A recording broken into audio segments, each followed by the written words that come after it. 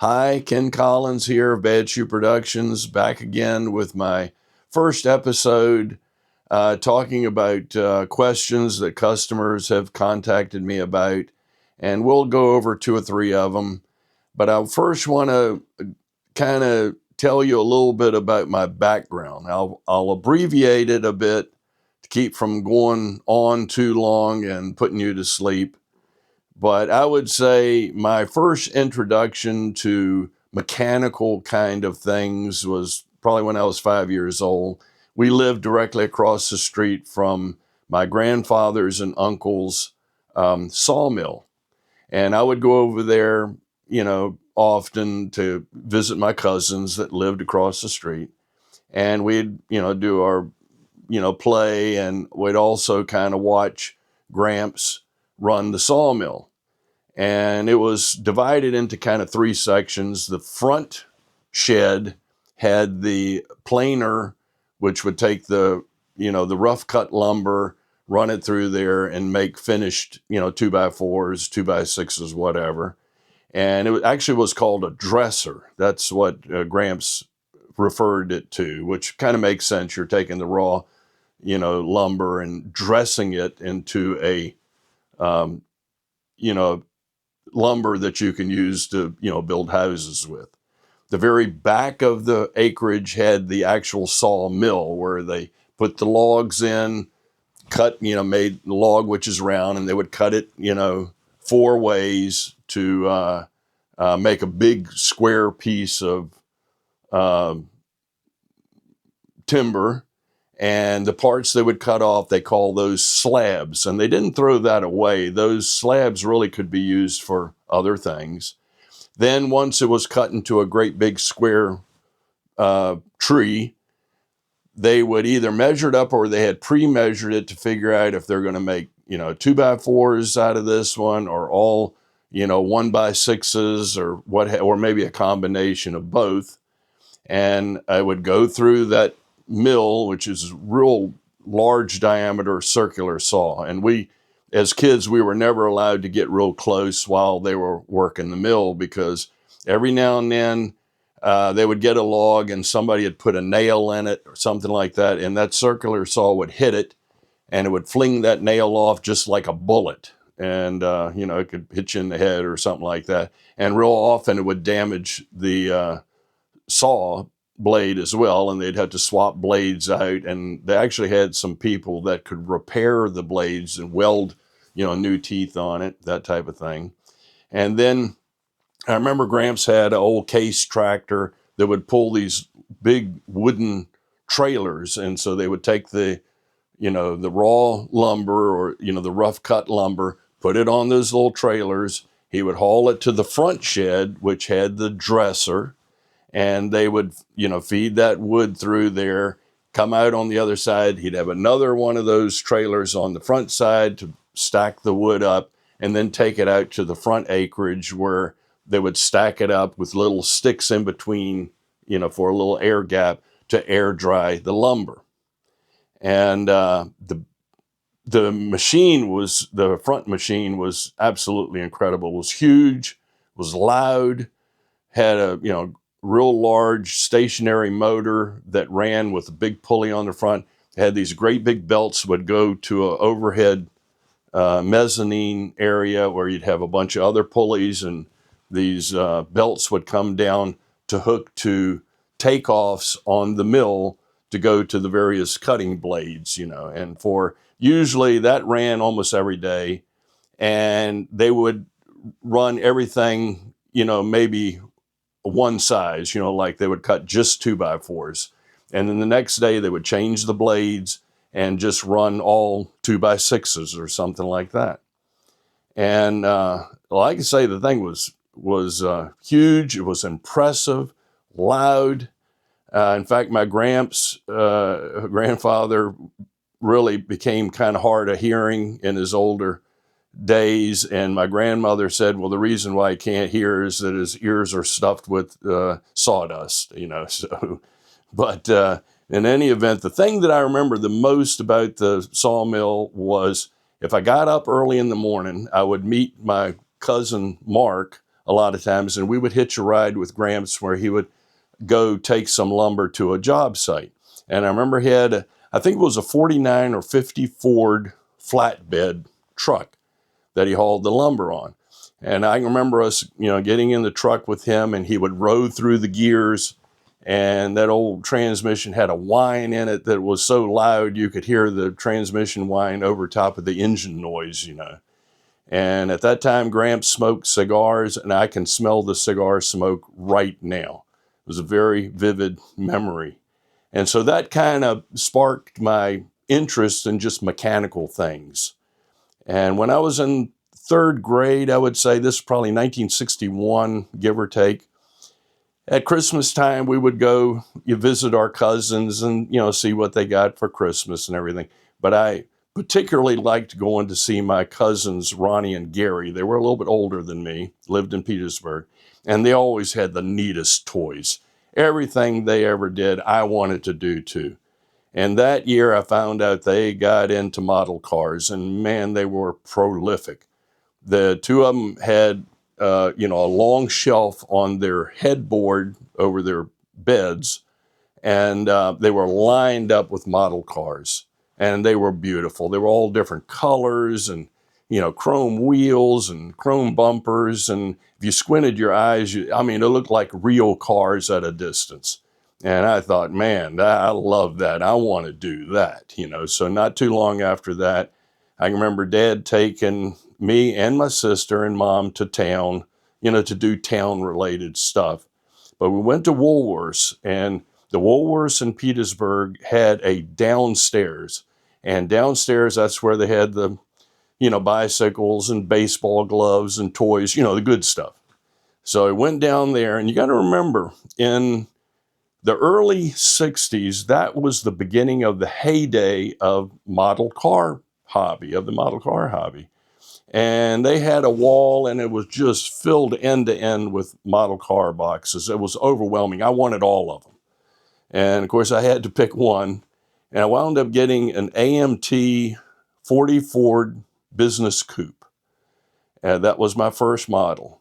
And in those days, they were called 3-in-1 kits, and you could build it either as a showroom stock vehicle or a customized car or a competition car.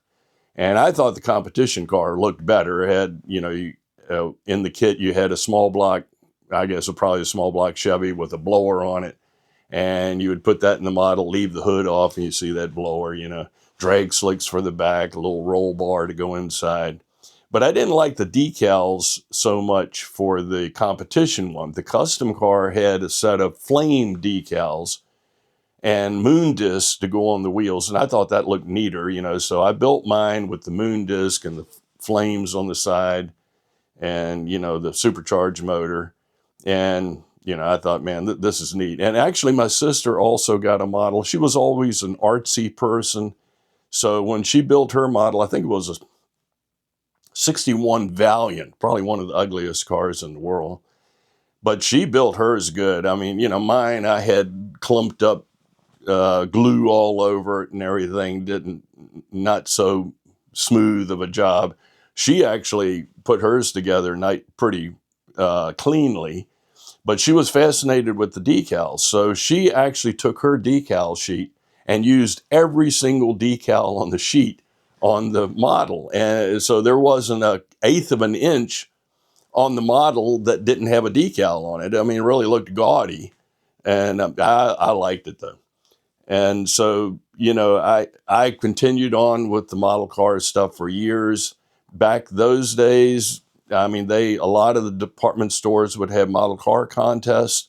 I entered a few of them. Entered one at J.C. Penney. Actually got a second place trophy for my age group. And I don't have the models anymore, but I still have the trophy. I'm pretty proud of that. They, as time went by, my cousins also got into slot cars. I got into slot cars. They got into music, and I wanted to do that. I got a used drum set. Never really learned how to play the drums, but I loved it. Liked banging on it. And when I was about 13 or so, My dad, who was in the insurance business, he put tons and tons of miles on a car. And he had bought a 60 Chevrolet Biscayne, brand new. And it was a stripped down unit. It was inline six, three on a tree, no radio, radio delete. The only option it had was a heater. Back then heaters were actually an option. And that was it, black wall tires, dog dish hubcaps. And, over the years, the body really stayed in pretty good shape, but the floor pans completely rotted out. The rear seat floor pans were completely gone. And so Dad got some, I don't know, 3/4 inch plywood, cut it out, put it down there. So if you were in the back seat, you didn't, do a Flintstone deal, stick your feet right through the floor. And after 250,000 miles, I mean, it was worn out. So he found a used 62 Chevrolet wagon, got that, and gave me the old 60 just to play around with. Kind of learned how to adjust carburetor with it, learned how to drive a straight shift. We had 6 acres, at the house, so there was some room to run down through the woods and up the side on the field and everything. And the car, I can remember you looked at the front of it and the front wheels were like that because all the lower control arm bushings were either missing or kicked out. I mean, it was really wobbed out. The motor actually ran pretty good. I think that was the second motor, but the rest of the car was pretty ragged. And before too long, my next door neighbor Johnny, his dad was kind of a car guy. He would get cars, fix them up, and sell them. Little side gig that he had, and so he had an inventory of cars in the back of in the back acreage of his house, with parts cars and possible future projects. And he was pretty generous with the kids in the neighborhood. We'd get in the cars and play like we're, driving cars and stuff. And Johnny also kind of turned into a car guy, through, just being around his dad, I guess.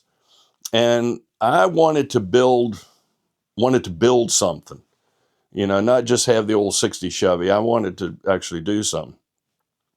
So I got a 50 Ford from my grandfather, who got my aunt's car to replace it. It was a 58 Ford. And the the 50 Ford, it was a 2-door, sedan, flathead 8. And I got that from him. And I thought, well, I want to do something with it. So I took the hood off, the front fenders off, took the doors off, took an old cold chisel and a ball peen hammer and cut the roof in half across the top. Took the back part of the body off of it. And understand, I had very little in the way of tools, just some old craftsman tools and whatever Dad had, in the shed.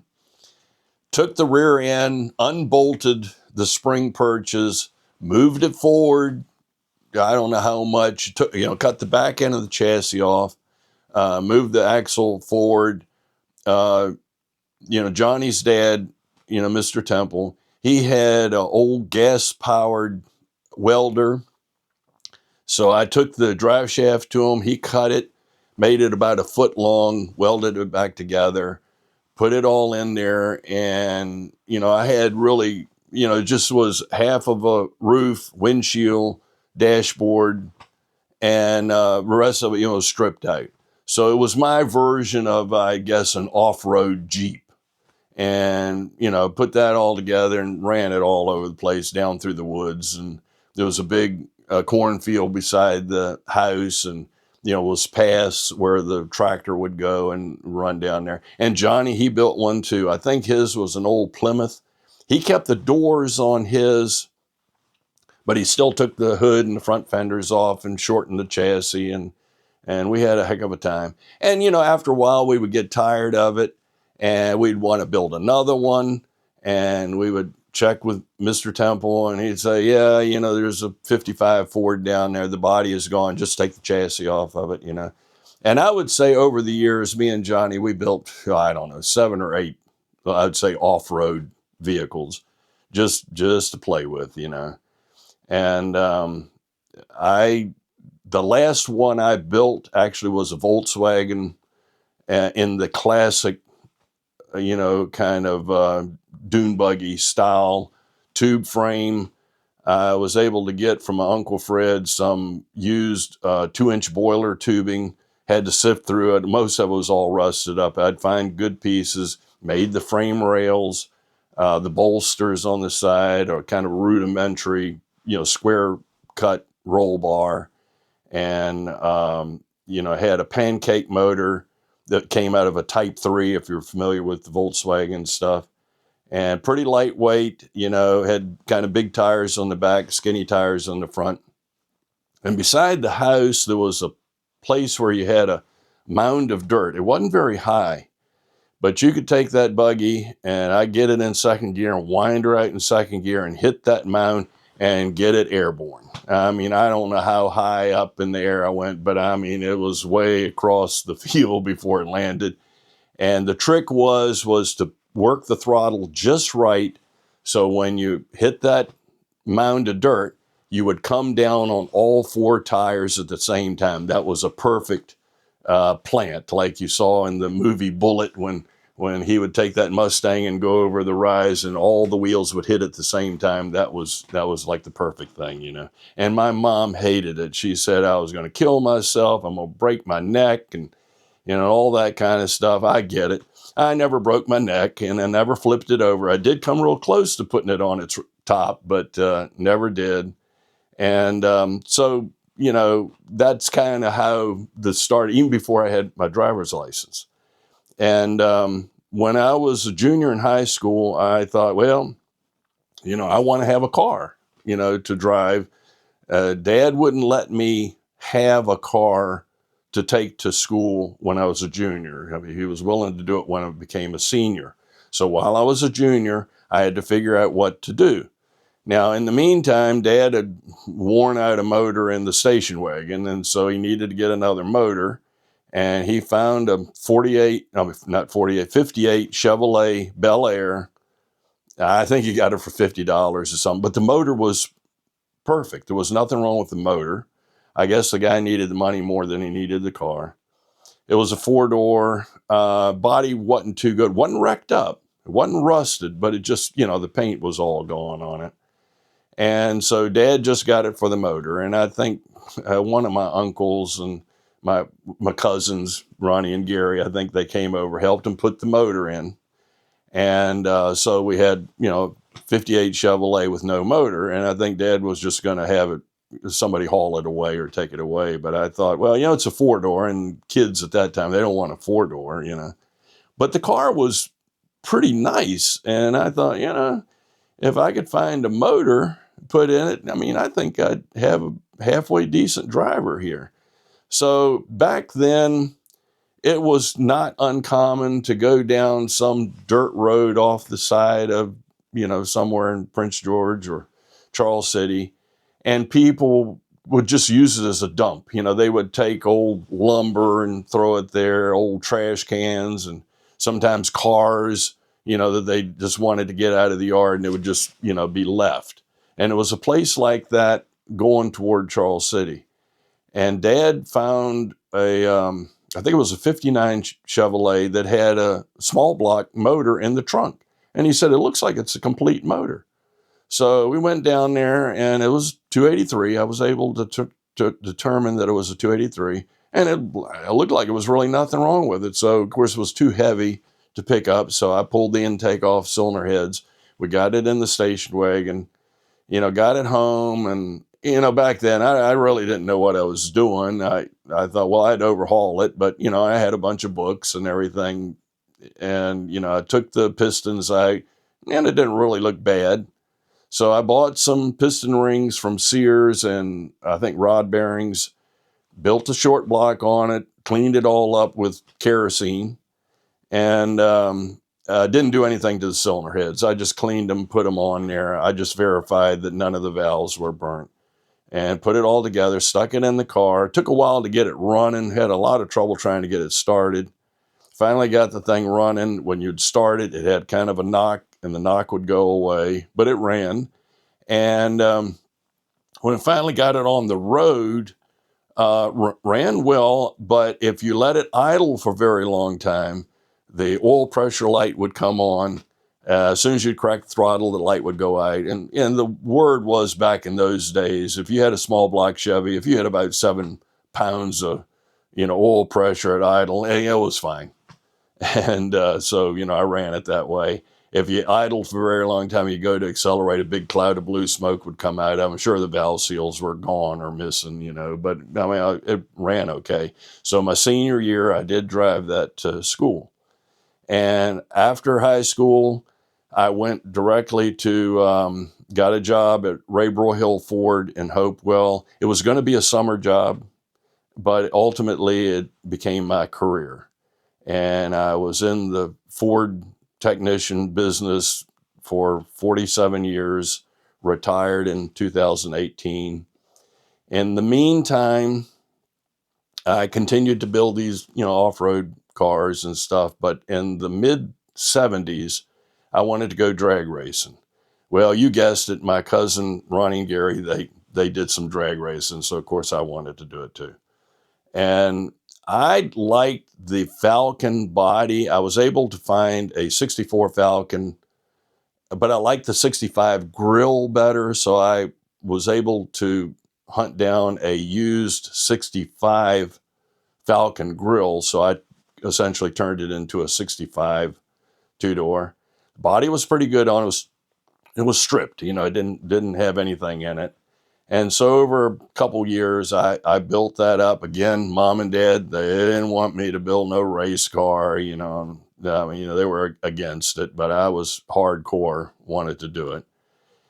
Went ahead and built it, had a friend of mine paint it, and then I did some more painting on it later, and built it as kind of like an old gasser. I had a big block in it, 428, C6 automatic, tubbed out rear end. Originally, I had slicks that kind of stuck out the fender a little bit. Had a straight axle front end on it that I'd made from a Econoline van, and it really wasn't very good. It didn't handle right.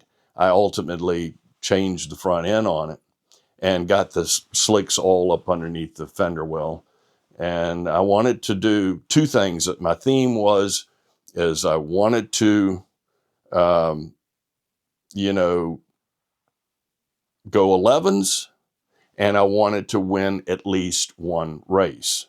Pretty modest, theme there.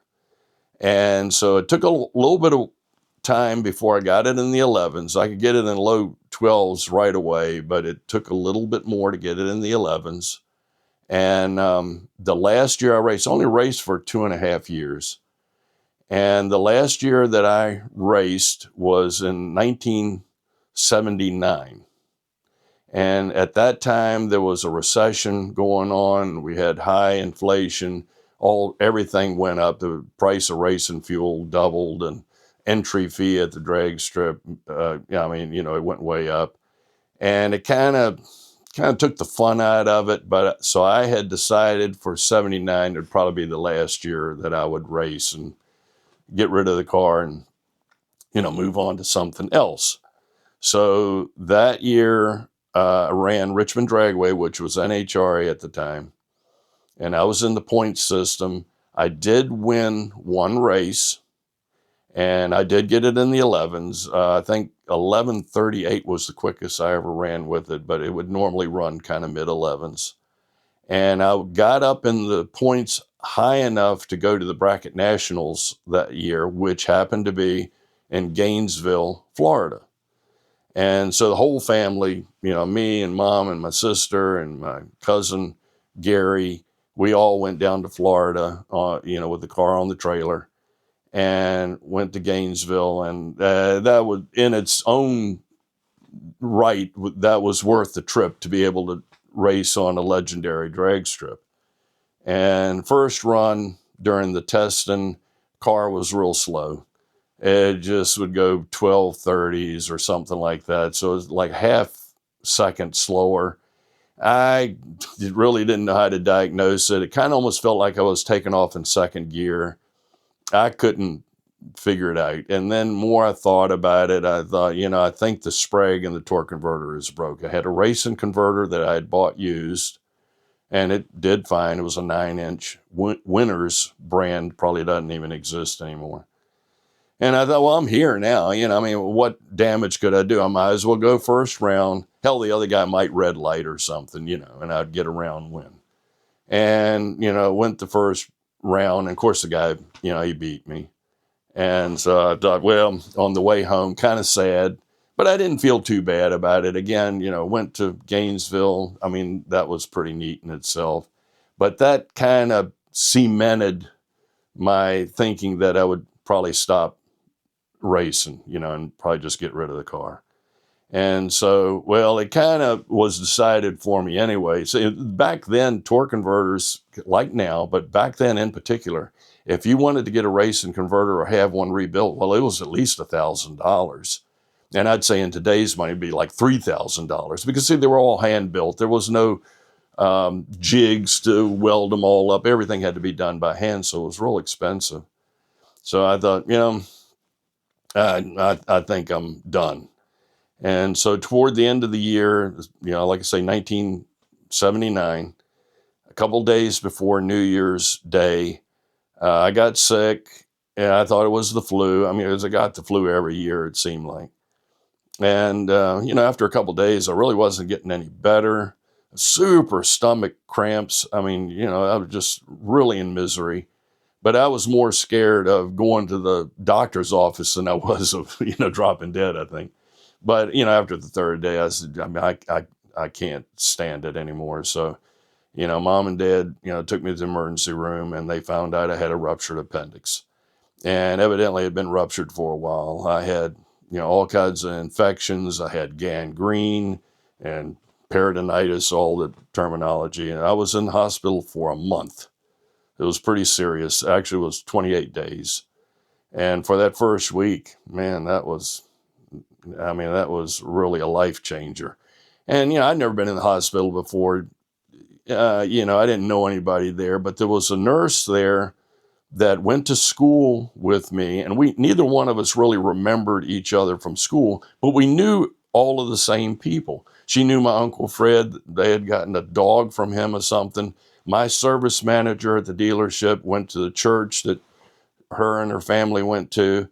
And so, we would talk, fairly often. And I thought, man, I kind of like this, I want to further this. So after I got out of the hospital, we got together, dated, and that September we got married.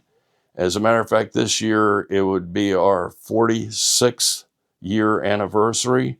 So in 1 year, nearly died and got married. So as my grandfather always said, sometimes it's better to be born lucky than rich. And that proved it to me right there. So when we got married, of course, we were more intent on, getting a house and maybe starting a family. And, so I kind of got out of the car hobby for a while. I did do a couple small projects. But when at my father-in-law's house, right away, I found that he had old 48 Chevrolet coupe in the back of the garage, and it was ragged. The bottom of the doors were rotted off. Didn't have any rocker panels or half the floor. That was all rusted out. There was a pretty good sized tree that was growing up between the front bumper and the grill. Deck lid was all bashed in. And I thought, I always wanted to build a pre-war hot rod, and 48 was still considered pre-war because it was the fat fender design. And actually the Chevrolet coupes, 47, 48, I thought it was a beautiful body style. And so, I looked at that for years, and finally after about 10 years, I told my father-in-law, I said, look, I'm coming over here with Uncle Fred's trailer, and I'm going to take that old Chevrolet away. And he said, yeah, get it the hell out of here, you know. So he got it. And by this time, I'd already built a garage here at the house. And over a period of time, I stripped the body down and got the body off the frame. I made a big sawhorse thing to put the body on. And Lord, it was in worse shape than I thought. Part of the frame was also rusted through. Yeah, I thought, boy, this is like too much. But I said, yeah, I'm too far in. I'm committed now. I've got to build this project. So I did. I made my own rocker panels using some 2x4s and bending the sheet metal over it, and made, sheet metal for the bottom of the doors, banged out the deck lid. I already knew a little bit about body work by that time, and, spent a lot of time, building the body. And in true hot rod fashion, when I was in high school, I was a Chevrolet guy. I mean, I thought people that had Fords, they ate worms or something. So I was a Chevy guy. So building this outwardly, you saw the Chevrolet body. I stayed pretty true to the Chevrolet body design. However, everything that I knew was with Ford. Through just being at a Ford dealership, you just, through osmosis, you kind of became a Ford guy. And so the whole powertrain in the street rod is Ford. And I still have the car today, actually. And we went a lot of places with it. I was in a car club, and we went to Carolina and everything. And it was really neat. I'm glad we did it when we did it. By this time, we already had a daughter. She was, maybe 7 or 8 years old, and kind of already established. So I was willing to kind of do some car stuff. And in the 2000s, about 2007, 2008, I made a video of putting a 5-liter pushrod motor in an 88 turbo coupe, which was a car that I had. It was a back and forth to work car. And I always thought that was a good swap. It was a pretty popular swap for the Fox platform. Take the old 4-cylinder out, or 6-cylinder, whatever it was, and put a 8-cylinder in it. So I made a 2-part video of it. In fact, you can see it on YouTube now for free. I have it as a streaming video. And I built it as a street strip car. I wanted to go, at least 14 flats and be very streetable. And it accomplished that. So, we would go to the drag strip every now and then, and I'd run it. Got it in the 13s. And Janice always kind of hinted around, like, she wouldn't mind trying to race the car, kind of take it off a bucket list. So I had my daily driver, which was 97 Thunderbird, 4.6 2-valve, and I'd raced it some. It was a 15-second car, mid-15s, low 15s. So not too bad, not fast. But I thought, well, if you want to, we'll go to Dinwiddie and run that a few times if you want to. So she raced it a few times. She liked it. We came back a few more, weekends and ran, test and tune. And then I told her, well, would you like to run the 88 Bird that's got the 5-liter? And I said, it's a lot faster. It's a lot louder. Do you have any interest in it? And she said, yeah, I'd like to run it. And she ran it. And she hammered it down, because it went, 13 something, what I was normally running with it.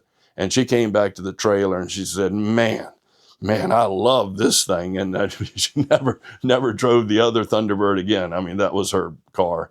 And she, for about 4 years, raced it. This is 10, 12 years ago. And loved it. And she became friends with all the ones that ran that Friday night street class, And one day she just said, I'm done. I love it. And I love doing it. I'm glad I had the opportunity, but I'm done. I want to move on to something else. So I said, okay. So, kept the car. Did a little bit more with it myself. In the meantime, the daily driver I wanted to do something with that. I wound up doing an engine swap, put a 4.6 liter 3-valve engine in that car, and went 13s, right from, a low 15-second car right to 13s with just the engine swap, same transmission, same rear end, everything. And so that told you right there, the cylinder heads on the 3-valve was really where the power was. But the Thunderbird would go 12s if I ran nitrous. In the meantime, I acquired another 96 Thunderbird for, I think I paid $250 for it. The engine was pretty good shape. Of course, 4.62 valve. And I put a Vortex supercharger on that. In fact, I have a series of videos installing that Vortex supercharger in that. And, it's a 12-second car. So I had two cars that would run 12s.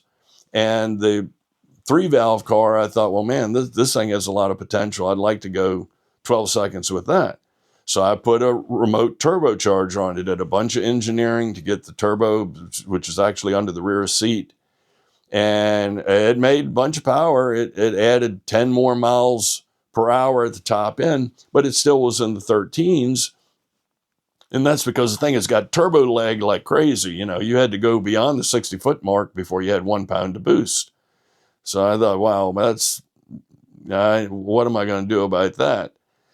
So I came up with the idea of running nitrous just on the hit.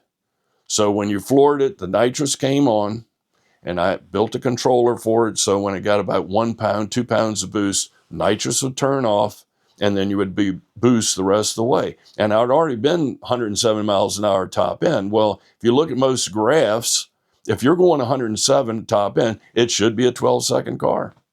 And the only reason it wasn't is because I wasn't getting the 60-foot time because of the turbo lag. Now, I have never run it at the drag strip since I added the nitrous. So I feel like I haven't really finished that project yet. So I may get back to that before too long. And, that kind of is a thumbnail sketch of my, car history. And if you go to my website under the link,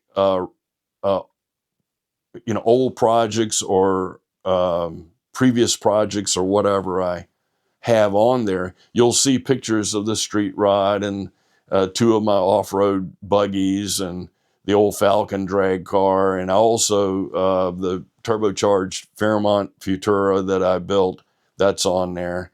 And so that kind of shows you a little bit about what I had built over the years. So now, if you're not totally asleep, we'll go on to the next section and we'll talk about some customer questions.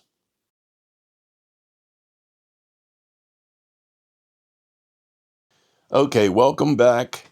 The first question that comes up pretty often is somebody has rebuilt a C4 or whatever, and maybe they rebuilt it just because it had a bunch of fluid leaks on it. Maybe it had the morning sickness where you'd start up in the morning, you put it in gear, it would just stay in neutral for about a minute and finally would go into gear. And that's because the seals have gotten hard and the fluid pressure doesn't build up to seal the piston and engage the clutch. And if you let it run for about a minute, the fluid going by it kind of is warming it up, kind of souples up the rubber, and pow, it engages. And a lot of times it'll be fine for the rest of the day until the next morning and does the same thing. So you'll have somebody that went through it to fix that, and they put it all together and they say, well, it won't upshift now. I can manually shift it, but it won't shift automatically. What's wrong? Well, sky is the limit to what's wrong. But over the years, I came up with this little list that I put together. In fact, if you want to contact me, I can send it to you in a PDF file. And I write down about 12 things that are, probably the most common reasons why you don't have an upshift after you've overhauled the transmission. And, one of the things that come up is maybe you don't have the manual linkage hooked up real good. You've got, the gear shift, you put it in drive, it's lined up with the detent on the column shift, go underneath the car, and it's not really in drive. It's maybe halfway between neutral and drive, and you don't have it adjusted right, and certainly you're going to have a cross bleed there, so you're going to have an engagement problem and almost for sure shifting problems. So you want to make sure that's okay. When you are installing the transmission, you might have banged it around and the kickdown linkage is now bent. You did it accidentally. It's bent and now it's stuck in the downshift position. Well, you're not going to have an upshift. Well, you'll have upshift, but you'll have to be wide open throttle red line before it makes the 1-2 shift. So verify that. You've disturbed the transmission. It may have been some trash in there, but it's all settled down to the bottom of the pan. And now that you've overhauled it, you've shaken up the torque converter. If using the original converter, there may be some trash in it, and maybe you put some fluid in it and try to dump it out, and put some fluid in and dump it out, figuring you're flushing it out. But all you're really doing is just loosening up the trash in there, And so now after you get the thing running, that trash has then went through the system, went back to the governor. A little bit of grit is then stuck in the primary valve, and it's jammed the valve, and you don't have an upshift. Now, in a lot of cases like that, if you just simply drive it a little bit more, keep going around the block, going through the gears, stop, going reverse, forward, sometimes it will just flush that out and it will kind of self-clean itself, and the thing will go to shifting. So, hopefully that happens. If you had, a bunch of trash in the cooler lines, that's got through the system, you didn't flush it out, it's really hard to do anyway. In a case like that, I suggest sometime to get these cooler line filters.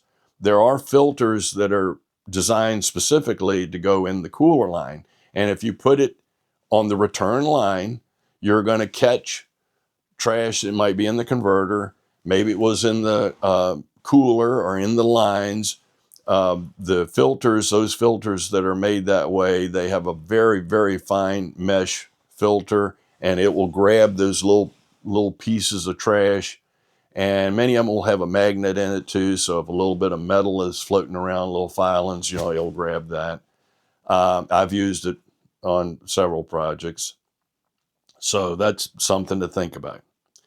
I would say the number one reason for no upshift after an overhaul is you left the vacuum hose off the modulator. It's real easy to do. You're so concentrating on getting the cooler lines on and getting the shifter hooked up and tightening down the cross member and all that, and you completely overlook that you didn't put the vacuum hose on the modulator. And if you don't do that, you're not going to have an automatic upshift. And so check that. Or maybe the hose is on, but it's split. It is old and, it's split. And also when you're pulling the tranny out and putting it back in, you're banging the engine around, you're still have the motors on the motor mounts, but you're moving it up and down and everything. And what happens to hell? You knock the vacuum hose off the intake manifold that goes to the steel tube that runs down to the transmission. It was totally an accident. And you look under there and the hose is off, or maybe it's still on the manifold, but it's come off of the, little steel tube. So, verify that. And it's always a good idea, and understand you need to do this on a twin post lift, or you've got the car up on jack stands so you don't kill yourself. And get the engine running and pull the vacuum hose off of the modulator and feel and make sure you have a good vacuum signal. Maybe you've checked all that and you're not getting any signal. And what may have happened is while you were installing it, the steel line that's on the top of the transmission, you didn't hit it against the floor pan and then pinched it off, So you need to check all that. And so if you have a good vacuum signal on it, you might take it down the road and it does just fine. And of course, always make sure you're full of fluid. You might be able to put it in gear and it'll go down the road, but you're maybe a quart and a half low. And you come to a stop and it neutrals and you have to kind of rev it up to go. Well, it's good you don't have enough fluid in it, So, there's a lot of really kind of minor things to check, but it's a major problem, in having the thing shift automatically for you. So that's kind of the biggies on that. And along with talking about the modulator, and I make a big deal of this on my various videos, is understand you have the modulator that's got the diaphragm on it that the hose is hooked to. Did you accidentally, while you were installing it, you banged up against it and you've actually bent the diaphragm? And now what's happened is that little pin that's in there, that's jammed.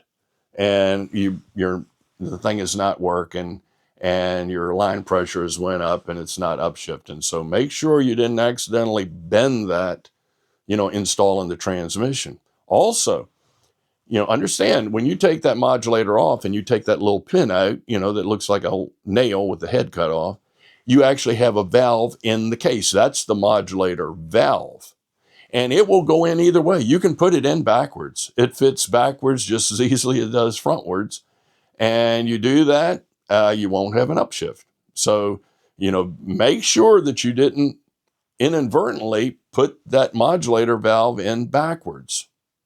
And I have had a customer own up to it, and he is just saying, I can't believe I made that mistake. You show it in the video and everything, but it happens. So there's many other things. You've checked all down the list and you're still having a problem. It may come down to, you may have to pull the thing back out, or at least take the governor out and re-clean it. Maybe take the valve body out, same thing. You got some trash in the shift valves and it, won't work. So, welcome to the world of, automatic transmission repair. It can be a hair puller type of thing, that's for sure. All right, one of the next things that people tend to ask me about is, what do you clean the transmission with, or rear end if you're working on it? And in the videos, I usually talk about, well, externally, you could use a pressure sprayer, get all the gunk off of it, road film and grease and everything like that. If you don't have a pressure sprayer, you probably can go to one of those coin-operated car washes. They'll have one of those pressure sprayers and clean it all off. Now, when you do this, though, you want to do that when you're ready to take the transmission apart, because no matter how careful you are, you're probably going to get water down inside, the transmission. It'll go down the vent tube or down the dipstick tube or something. So, be mindful that when you clean that off, you want to be ready, that day, hopefully, to disassemble the transmission and get water out of it. You don't want the water to stay in there and rust up a bunch of stuff. In fact, that's good to use once you've stripped it down. Once you've gotten it all apart, the case and bell housing, extension housing, pressure spray it inside and out, and then, blow it off with compressed air and get it nice and dry. That's good. The parts inside the transmission itself, I like to use brake clean. It's, pretty kind of non-toxic, gets it clean, and it takes all the oil film off of it, and it does a pretty good job. You definitely want to use that like on the valve bodies and the governors, where you really want to get it super clean. And, if you have access to one of these heated parts washers that, dealerships will have, a lot of transmission shops will have, man, that's fantastic. That really does a good job on all the parts, and you blow everything off. And if you're not going to work on the transmission right away, you might take some WD-40 and kind of squirt on the steel parts, to keep it from rusting. If you do have a transmission that's been outside and you take it apart and, water is in the pan and it's got rusted up parts, sometimes it's too far gone. It's so pitted up, you can't do anything with it. But a lot of times it's more of a surface rust. Not uncommon for something that's kind of been maybe under the lean-to of the shed, but, the weather has kind of gotten to it. And the front of the pump, the stator support and the input shaft, it's rusted up, but it's more of a kind of a surface rust. And what I have used, that I think it works fantastic, is to get this, I think it's called Evapo Rust. It's in a gray bottle. Evapo Rust, I think is what it is. And I was under the impression you could just put it on a rag and put it on there, and that won't do anything. That's not what that's set up for. You take the thing, get a gallon bottle of something, put it in a plastic container, and put your clutch drum in it or planetary or whatever, and leave it overnight, 24 hours. And in 24 hours, I've had some ring gear hubs, hub and ring gear assemblies and everything that was just all rusted up, looked terrible, and pull it out. Now, I mean, they look brand new. I mean, it's remarkable stuff. And you can reuse it. You can put the stuff right back in the bottle and use it again. And obviously, you're going to get some. It's just so bad. That's not going to do it. But that will save some parts. I will say that does pretty good. And, that's kind of my outlook on it. Big thing is you got to be clean. Just like I've said before, just a little bit of trash can get in a valve body or governor, and then you start having all kinds of shifting problems. I think it's a good idea if you're building a transmission and you don't have any history on it. You really don't know how it did when it was in a car. And I think in those cases, it's really smart to just get a rebuilt torque converter. Don't try to reuse it because you can't see inside. You don't really know, how worn it is.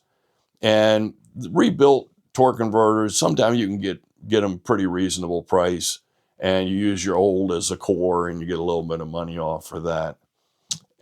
I think that's really the way to go.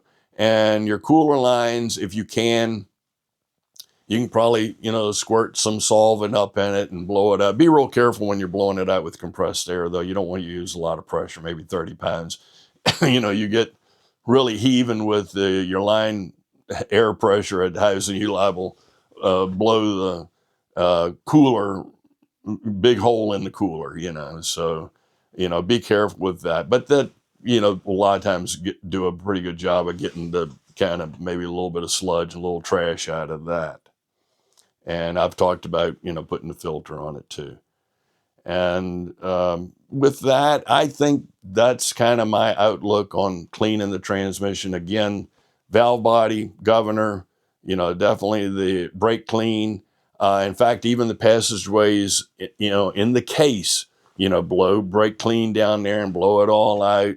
You might have a little bit of junk, in the little curve of the passageway that might have some trash in it. So get that cleaned up that way.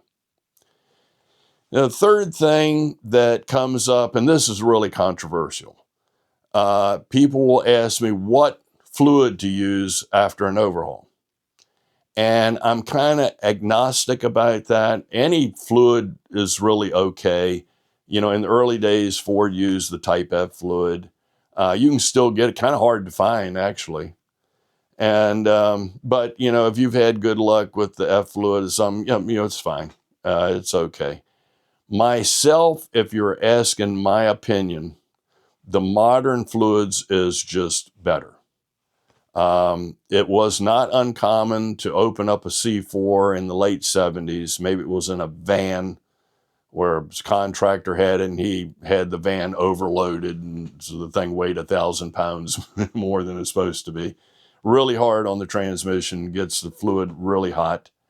And you pull it apart, pull the pan, and it's like mud. The fluid has actually become thick, just like mud. It's brown, smells like burnt coffee grounds. It had actually took the chemistry right out of the fluid that it's gotten so hot, and it will stain the aluminum parts, and it'll have a brown stain on, say, the valve body case, and you try to clean it and the stain won't come off. It's actually anodized to the aluminum. It's not really hurting anything as long as you get it cleaned up. Even if it's stained, it's probably okay. But that showed me right there that if you got a transmission hot and it was, the older fluids, it's really gonna burn up. And when Ford in 77 on the C6, they went to what they called the anti-clunk design.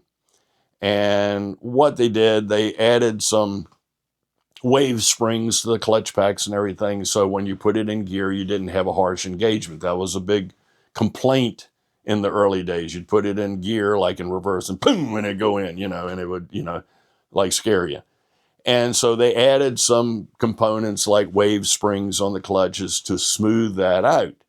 And they would kind of change the calibration of the valve body. So when it makes the shift, it kind of smooths out the shift. Well, that's fine. But when you do that, you're essentially kind of slipping the clutch. And so now the temperature goes up. So they knew that would be a problem. So they changed the fluid in 77 to what they called CJ fluid, which we found out later is it was actually Dextron, which is used in Chevrolets, because it could tolerate higher temperatures. So a lot of people will say, well, I want to use Type F in my racing transmission because it has more friction and you have a firmer shift and everything. Well, that tells me if you've got a fluid that has more friction to have a firmer shift, then that's telling me, well, it's not very good for lubrication, right? Would you want to have motor oil that's written on there has more friction? That's all you need is motor oil that has more friction to wipe out the rod bearings, right? So I don't go with that. The idea of having the smooth shifts and everything was really the engineering of the transmission. Really had virtually nothing to do with the type of fluid. The fluid, the big thing was just from a chemical standpoint, it's just a better fluid and it was able to take higher temperatures. And on the C4, when they went from a C4 to the C5 in 82, same thing. They called it Type H fluid, I think H fluid. Again, it was Dextron is what it was. And by the time you get into the AOD transmissions, Motorcraft came out with the Mercon brand. And that was their version of the Dextron, I'm sure. And I think they had Mercon 1, Mercon 2, Mercon 3, and all that kind of thing. And in the late 90s, we started having a lot of problems with converter shutter. When the converter that was in the 4R70Ws engaged, you would get a shutter. It would feel like the engine is misfiring. And the fix from Ford was to drain the fluid, including the torque converter, if it had a drain plug, and get all the fluid out of it and fill it back up with Mercon 5, which was the latest iteration of the Mercon brand. And 9 out of 10 times that absolutely took care of it. In fact, I think if you just changed fluid and put the older Mercon fluid in it, that would probably take care of it too. I think the idea was, after about a year, it would go back to doing it again unless you use the Mercon 5.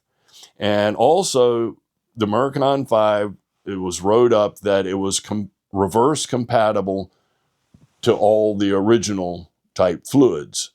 Now, if you had a C4 and say a 67 Mustang, it had never been into before, it's never been overhauled, and it's low in fluid, yeah, maybe use Type F in that, because it's a virgin transmission, still has the old stuff in it. That's fine. But if you do an overhaul, all of the vendors that make clutch packs and bands and everything now make it out of material and the adhesives that's used to put the material on the clutch plates compatible with the modern fluids. And my way of looking at it is the Mercon 5, I use it in everything, 4R70W, AOD, FMX, C4, C6, anything, if I've overhauled it. And I think you have a better quality fluid. It tolerates the heat more. Also, when you have a later model transmission, it's burn up and the fluid will smell terrible and it'll be black, but it won't have that sludge that looks like mud.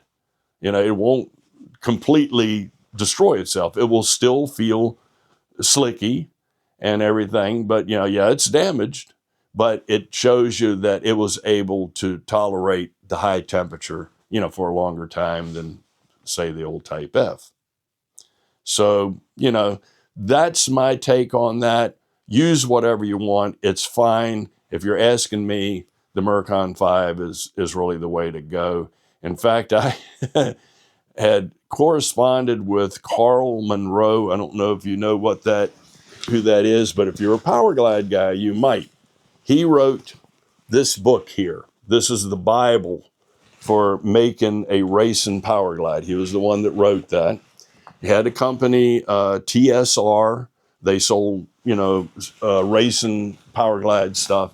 And he was a character. I had contacted him through email to let him know I was going to be making a video on building a racing Power Glide, and he loved it. He thought it was great.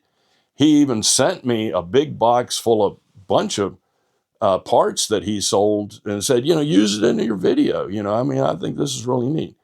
And I'll just say he was a Northerner, and I'll leave it at that. But he was a character if you had him on the phone. He would immediately go from talking about a clutch pack right into politics. And he would get ranting about it. It was so funny. Every third word was a cuss word. I mean, that's just the way he talked. And but he was very, very generous in telling me, his opinions on stuff and giving me pointers that I would want to talk about in the video. Very super guy about that. He's passed away now. But I did ask him about the fluid situation. And he was like me. He kind of said, well, I've used them all, and, they're all kind of okay. And as kind of a sarcastic type thing, he said, hell, you could use water and it would work for 5 minutes, So, that's kind of what his attitude was about the fluid. He did kind of like the John Deere fluid, hydraulic fluid. The only problem with using that is that it's clear. So you would have to mix it with, say, a quart of, regular type Epsom just to put the color in it. Otherwise, you pull a dipstick out and you can't tell what you have, I don't think that's a big thing now. I think most people are, even in racing Power Glides, they're using the more modern fluids and, serves them well. So I think that's about it. There's one more thing I want to talk about. If you have bought any of my videos, this will not be a mystery to you. But when I've watched some of the other forums, and almost weekly, somebody will send a picture, say, I'm working on the C4 and I've got this part. Let me grab it for you. And they say, and send a picture, and they'll say, what is that? I don't see any place for it in the valve body or in the underneath the oil pan. Well, if you have any of my videos, you'll know that's a packing or a plug to go in the dipstick hole, because on the assembly line, the transmissions came full of fluid. So this was stuck in the dipstick tube hole to keep the fluid from coming out. And then when they would put the transmission and engine on the frame, before they would bring the body down and everything, well, they needed to put the dipstick tube in. So the guys on the line were told to, take a pair of pliers, grab the stem here and pull it out and then put the dipstick tube in. Well, what they were finding is that if you grabbed a hold of it with the pliers, half the time you'd break the stem right off and then you're stuck, Or when you pulled on it, the harder you pulled, the tighter it got, kind of like Chinese handcuffs, the little O-ring. A lot of times it was a square cut O-ring, and the more you pulled up on it, the tighter it would get. So a couple of guys figured, well, if you just have a big screwdriver, I'll just take the screwdriver, knock the thing down in the pan, and then throw the dipstick in behind it. And eventually the, supervisors and everything saw what they were doing, and so they had to get with the engineers and said, is that okay? And they figured, yeah, if this thing falls down in the oil pan, it's not going to hurt anything. So that's, the way they did from there to eternity with when they had the dipsticks. The modern transmissions, the 6 speeds and the 10 speeds, they don't even have a dipstick, So if you ever pull down anything, C4, AOD, Power Glide, not a Power Glide. I think even Power Glide may have used them. I'm not sure. But, FMX, 470W. If you see one of these in the pan, that will tell you two things. That will tell you the pan has never been off. And it also tells you that the transmission's probably never been overhauled either. So you essentially have a virgin transmission. In some cases, that's kind of good news that it hadn't been touched before. So I think we'll stop right here. Thanks for watching. And as always, good luck on your project.